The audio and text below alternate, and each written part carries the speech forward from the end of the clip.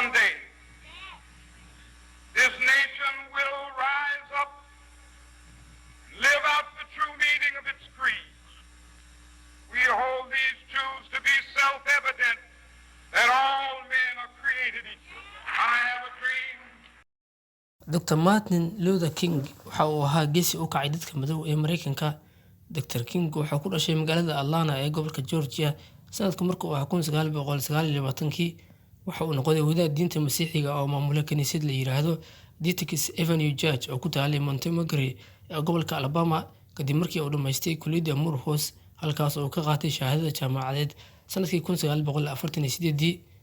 sidaas oo kale aabihii iyo awowgiis waxay ahaayeen hogaamiyaal diimeed kuna xeeleera diinta Masiixiga.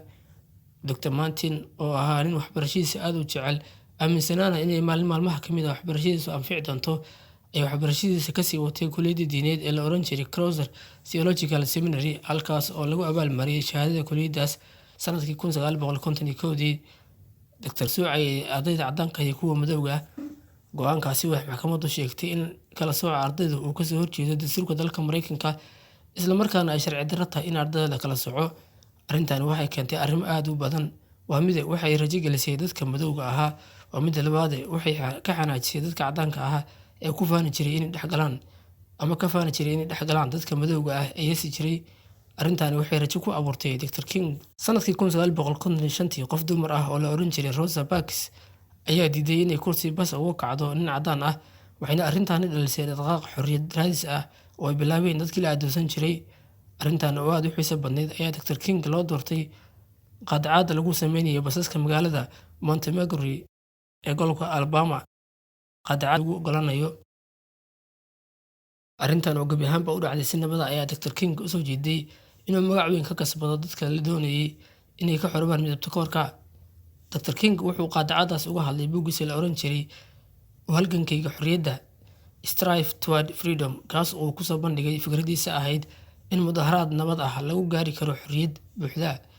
Dr. King wuxuu aaminsanaa in gacan ka hadal waxba lagu xallin karin balse mudaharaad nabad ah oo yahay wadada isbedel lagu sameyn karo. Dr. King waxa uu dib ugu laabtay magaalada Atlanta sanadkii 1959 kadib markii uu ku guuleystay qaadacadii basaska ee Montgomery. Dr. King waxa uu ku laabtay Atlanta wuxuuna loo doortay inuu hogaamiyo urur la oran jiray Southern Christian Leadership Conference oo 2 sano ka hor laga aasaasay New Orleans.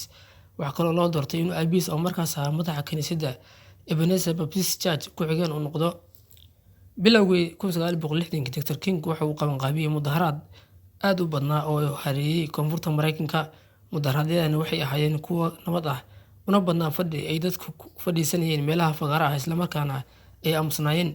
sanadkii 1963 waxaa dhacday in booliiska magaalada Birmingham ee gobolka Alabama ay go'aansadeen inay mudaharaad xoog ku kala baxayaan iyagoo isticmaalaya iyo booyadaha dabka damiya oo biyo aad u xoogan tuuraya iyo burar.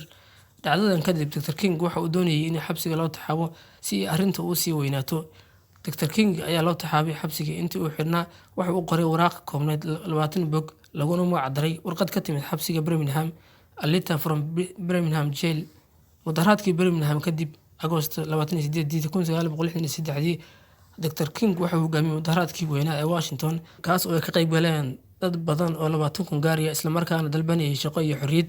halkan ayay halkii Dr. Luther King uu ka aqriyay khudbadiisa caanka ahayd ee la magac baxday waxaan hayaa riyo ama riyo ayaa la yahay I have a dream iyo ugu dambeyn xor ama free at last, taas oo noqotay mid kacsi dhiiga dadka xorriyad doonka ah. sanadkii 1964 Dr. waxaa loo guddoonsiiyay bilad sharafta loo yaqaan Nobel Peace Prize isla markaasna waxaa laga mamnuucay midabta koorka iyo kala sooca dadka. arrintan aad ayay u qancisay Dr. King wuxuuna qabanqaabiyay mudaharaadkii Selma, Alabama, St. Augustine, Florida iyo socodkii dheeraad ee laga soo bilaabay Selma laguna yimid Montgomery sanadkii 1963. bilowgii 1966 waxa uu soo wareegay dhinaca waqooyiga Mareykanka isaga oo ka bilaabay meelaha dadka madow deganayeen ee magaalada Chicago. sanadkii xigay waxa uu ka hadlay soo bax ka dhacay New York kaas oo uu ku diidanaa dagaalkii Vietnam iyo in aanay banaanin in Mareykanku ku lahaado dagaalkaas. halkaas waxaa ka bilaabmay dhaqdhaqaaq gacan ka hadalka ahaa ee madowga Black Power Movement. dhaqdhaqaaqan ayaa xal u arkay inay habboon tahay in dagaal iyo gacan ka hadal la bilaabo, taas oo keentay iska horimaad ka dhacay magaalooyinka badan oo ay ka mid yihiin Detroit, Chicago, Cincinnati iyo New York. haddaba si uu uga hortago gacan ka hadalka sanadkii 1968 Dr. King waxa uu bilaabay olole cusub oo la magac baxay ololihii dadka saboolka Bobby Wallace Campaign, kaas oo ku muujinayay in halgankiisa ku saleysan yahay mudaharaad nabad ah ee aanu gacan hadal shaqo ku lahayn. Xilliga guuga ee sanadkaas, Dr. King waxaa lagu casuumay inuu ka hadlo mudaharaad ay qabanqaabiyeen shaqaalaha nadaafadda ee Tennessee. Halkaas ayaa lagu dilay Dr. King iyadoo xabad lala beegsaday isagoo taagan hotelkii uu deganaa ee magaalada Memphis. Aaskii oo dhacay 4 Abriil 1968 waxaa kasoo qayb galay dad ka badan 60,000 oo murugo aad u ba'an ay wajigooda ka muuqato. Dr. King waxaa lagu aasay Atlanta, Georgia.